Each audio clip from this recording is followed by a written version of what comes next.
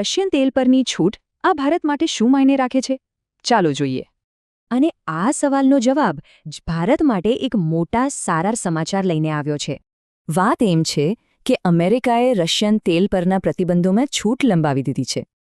પણ આ વેવર છે શું? સીધી ભાષામાં કહીએ તો અમુક નિયમો સાથે વેપાર ચાલુ રાખવાની ગ્રીન લાઇટ.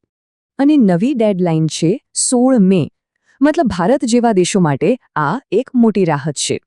જુઓ, આ નવું લાયસન્સ 11 એપ્રિલે પૂરી થયેલી છૂટની જગ્યા લે છે અને તેનો હેતુ ભાવને કાબૂમાં રાખવાનો છે.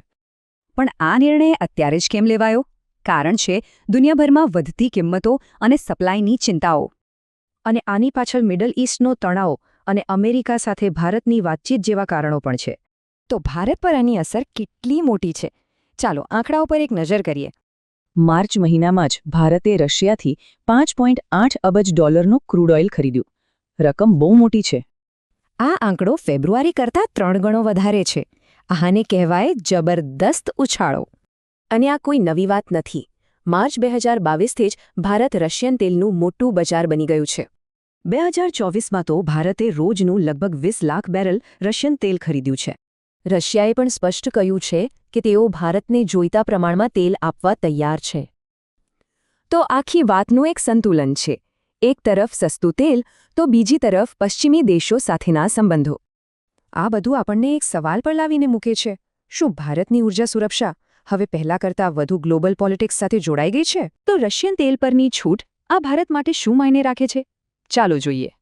અને આ સવાલનો જવાબ ભારત માટે એક મોટા સારા સમાચાર લઈને આવ્યો છે. વાત એમ છે કે અમેરિકાએ રશિયન તેલ પરના પ્રતિબંધોમાં છૂટ લંબાવી દીધી છે. પણ આ વેવર છે શું? સીધી ભાષામાં કહીએ તો અમુક નિયમો સાથે વેપાર ચાલુ રાખવાની ગ્રીન લાઇટ. અને નવી ડેડલાઇન છે 16 મે. મતલબ ભારત જેવા દેશો માટે આ એક મોટી રાહત છે. જુઓ, આ નવું લાયસન્સ 11 એપ્રિલે પૂરી થયેલી છૂટની જગ્યા લે છે અને તેનો હેતુ ભાવને કાબૂમાં રાખવાનો છે. પણ આ નિર્ણય અત્યારે જ કેમ લેવાયો?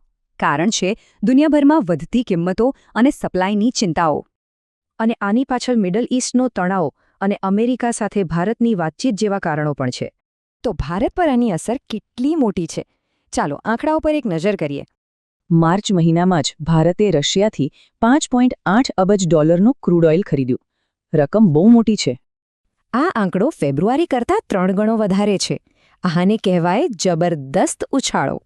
અને આ કોઈ નવી વાત નથી. માર્ચ 2022થી જ ભારત રશિયન તેલનું મોટું બજાર બની ગયું છે. 2024માં તો ભારતે રોજનું લગભગ 20 લાખ બેરલ રશિયન તેલ ખરીદ્યું છે. રશિયાએ પણ સ્પષ્ટ કહ્યું છે કે તેઓ ભારતને જોઈતા પ્રમાણમાં તેલ આપવા તૈયાર છે. તો આખી વાતનું એક સંતુલન છે. એક તરફ સસ્તું તેલ તો બીજી તરફ પશ્ચિમી દેશો સાથેના સંબંધો. આ બધું આપણને એક સવાલ પર લાવીને મૂકે છે. શું ભારતની ઊર્જા સુરક્ષા હવે પહેલા કરતાં વધુ ગ્લોબલ પોલિટિક્સ સાથે જોડાઈ ગઈ છે? તો રશિયન તેલ પરની છૂટ આ ભારત માટે શું માયને રાખે છે? ચાલો જોઈએ. અને આ સવાલનો જવાબ ભારત માટે એક મોટા સારા સમાચાર લઈને આવ્યો છે. વાત એમ છે કે અમેરિકાએ રશિયન તેલ પરના પ્રતિબંધોમાં છૂટ લંબાવી દીધી છે. પણ આ વેવર છે શું? સીધી ભાષામાં કહીએ તો અમુક નિયમો સાથે વેપાર ચાલુ રાખવાની ગ્રીન લાઇટ. અને નવી ડેડલાઇન છે 16 મે. મતલબ ભારત જેવા દેશો માટે આ એક મોટી રાહત છે. જુઓ, આ નવું લાયસન્સ 11 એપ્રિલે પૂરી થયેલી છૂટની જગ્યા લે છે અને તેનો હેતુ ભાવને કાબૂમાં રાખવાનો છે. પણ આ નિર્ણય અત્યારે જ કેમ લેવાયો?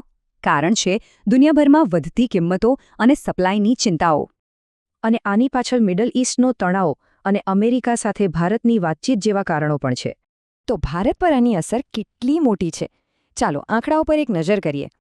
માર્ચ મહિનામાં જ ભારતે રશિયાથી $5.8 અબજ ક્રૂડ ઓઇલ ખરીદ્યું. રકમ બહુ મોટી છે. આ આંકડો ફેબ્રુઆરી કરતાં 3 ગણો વધારે છે. આને કહેવાય જબરદસ્ત ઉછાળો.